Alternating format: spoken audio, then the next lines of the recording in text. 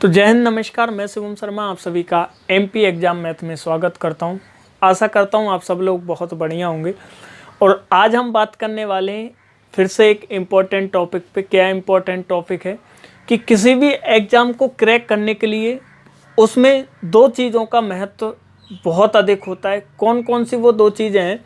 एक, उस एग्ज़ाम का सिलेबस, उस एग्ज़ाम का कंप्लीट सिलेबस क्या है वो महत्व रखता है। और दूसरा, उस एग्ज़ाम में यूज की गई कौन कौन सी वो बुक्स हैं जिन्हें हम यूज़ कर सकते हैं। ठीक है, तो दो बातें जो है वो बहुत ही इम्पोर्टेंट होती हैं और आज हम उन दो बातों पे ही जो है वो बात करने वाले हैं। अब किसी भी एग्ज़ाम के लिए तैयारी कर रहे हो तो अभी मैं बात कर रहा हूँ एमपी पुलिस के लिए। एमपी पुलिस में पहले आप देखो सिलेबस, वो कि आप सभी लोगों ने देख लिया होगा।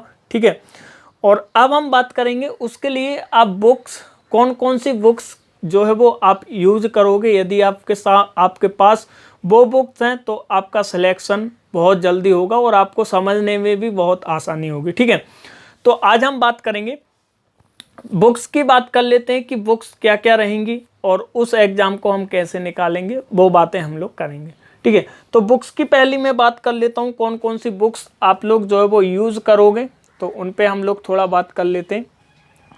जैसे मैं बात करूं पहले नंबर की, जो मैं बात करूं जैसे जीके, पहले नंबर, क्योंकि जीके भी इम्पोर्टेंट है, जीके से मैं स्टार्ट कर रहा हूं। तो जीके के लिए जो जनरल नॉलेज है उसके लिए आपको जो लुसेंट की बुक है वो मैं प्रेफर करूंगा, क्योंकि वो बहुत ही इम्पोर्टेंट बुक है और उसमें आपको जो है वो अच्छे से समझ में भी आएगा। उसकी थ्योरी वाली जो बुक आती है, मैं यहाँ पे स्क्रीनशॉट आप देख रहे हैं, यहाँ पे स्क्रीनशॉट आप देख रहे हैं, ये वाली बुक आपको लेना है।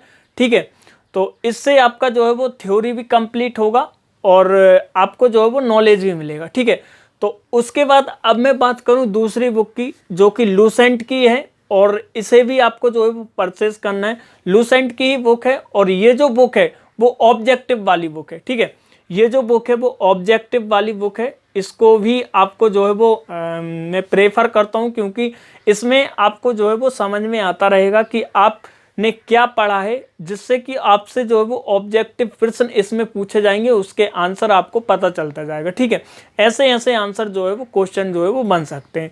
तो मैं प्रेफर करूँगा कि आप लुसेंट की ऑब्जेक्टिव वाली भी जो है बुक लो।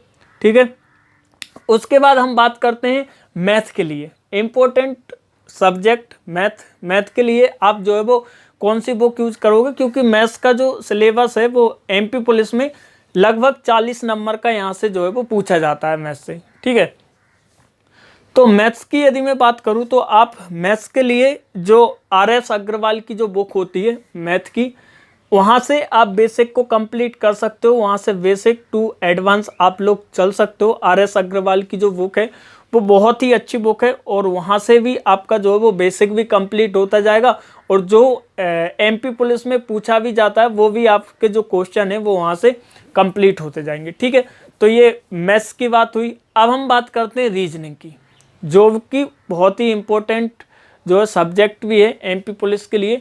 तो यदि मैं रीजनिंग की बात करूं तो रीजनिंग के लिए आप, पहले मैं आपको बताना चाहूँगा कि रीजनिंग के लिए आप जो किरण पब्लिकेशंस की जो बुक आती है वो आप लोग लीजिए, उसको मैं प्रेफर करूँगा। और उसके बाद सबसे ज़्यादा मोस्ट इम्पोर्टेंट सबसे ज़्यादा उसके लिए आप क्या करो कि यदि आप मॉक टेस्ट लगाओगे, रीजनिंग का मॉक टेस्ट यदि आप लगाओगे ना, तो वहाँ से भी आपका जो है वो बहुत सारे टॉपिक जो है वो कवर होते जाएंगे।